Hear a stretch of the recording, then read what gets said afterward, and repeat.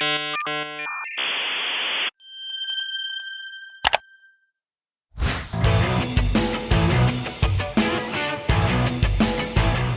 I just spoken to Thomas, the event organizer, and he was just talking about different personalities of programmers. Okay. Or do you think you're in the spectrum? Do you think you're more social? Do you think you're more of a lonely wolf?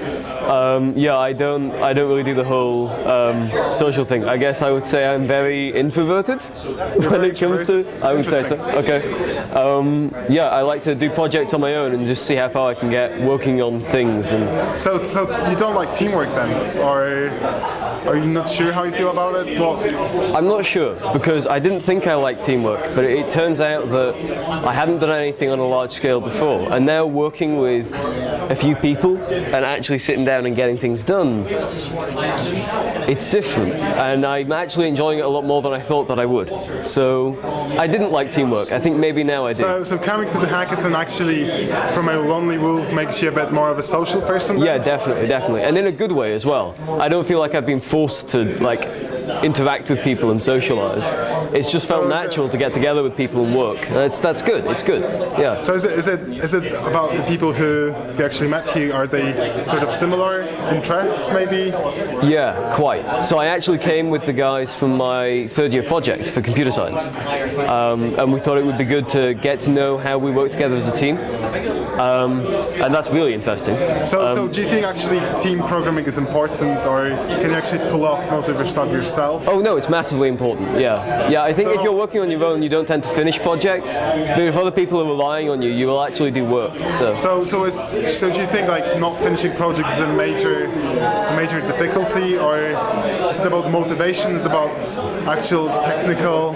It's a difficulty for me. How is it? But How is it so? You get to about 80% complete on a project, and you go, yeah, it's nearly there, but you never quite finish it. You never get to the point where you're satisfied. Is it psychology? Is it actual technicalities? It could be psychology, but I think also when you can see that a project is nearly done and there are a whole lot of other things outside of that project to do, like university or social work, there are just more important things to do, and you can see that it's nearly there, and that's good enough, but you're still not finishing you can't hand that to an employer. That isn't finished, that isn't complete, that isn't polished. So I think this is really training you to finish things in a way that you can be proud of them instead of happy. So have you met any programmers who'd actually finish work, who'd actually finish projects and get things done? I've met a couple. I did scientific programming for a couple of weeks, actually, only last year. And there were some really good programmers there, and that was interesting. It was interesting to meet people who were really enthusiastic about what they were doing. So they would finish projects and they were eager to learn. So do you think there's certain different type of skill among people in a team? Yeah, do you think? Where would you place yourself in a team? What do you think your responsibilities could be if you were to work on a big project? So that's quite interesting, because for my team project, I'm the team manager, and for this, I ended up being the project manager as well. And that's kind of accidental, but it's just the role that I fell into. And managing resources is something that it turns out I do quite well, naturally. There's another guy on our team who is just straight on it with the resources that we need for the system. And he's really good at the software architecture. It's just something he naturally does. So I think, yeah, working in a team really helps you to understand your own strengths. And there are a lot of individual things that people in a team have to do that are really important, but you don't understand them when you're working on your own. And then you have to learn to branch out and do something with other people. They're relying on you and you have to fill a role. And doing hackathons is a really good way to understand how you work in teams. I see. So what is it you're doing with your team this hackathon? What are you working on? We're working on, it's actually a joint project. So it's a joint project between SAS, who are analyzing data about terrorism, and data analytics with Bloomberg.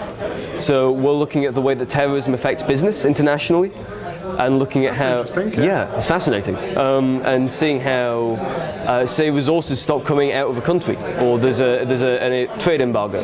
How does that then affect business in other countries, and how does that affect how does terrorism within a country affect business outside of that country, and other things that are related to that. I see. Yeah. Do you think you're going to do well? No. No. Why is that? Is it just pessimistic nature? No. None of us have done anything like this before, and none of us have done web development before, really, in any big context, except one guy. So it's just like lack of experience, you think? I think so, yeah. But we're all very eager and we're all very curious, so we can pull it off. So do you think it is the competitive nature that will drive you, or do you think it's rather possibility to learn something new? It's different for different members of the team. For me, it's enthusiasm. I'm very enthusiastic about what I get into. Okay. But for other members of the team, they're very clearly competitive. Some of them are just curious. Some of them don't really care. So there are a lot of different factors, different ways. Different people. So yeah. So if you were to sum up. If we were talking about personalities of programmers, do you think there's some sort of common feature, or do you think it's just people as usual very different? What do you think? There are some things that are very similar, like all of them really like sorting through information. They're all really, really good at getting a big thing and processing it. That's what programmers do, right? That's what we're trained to do. There are other things that people are doing differently. Like some of the people on my team feel like they can't do anything, and it holds them back because they don't really know how to learn.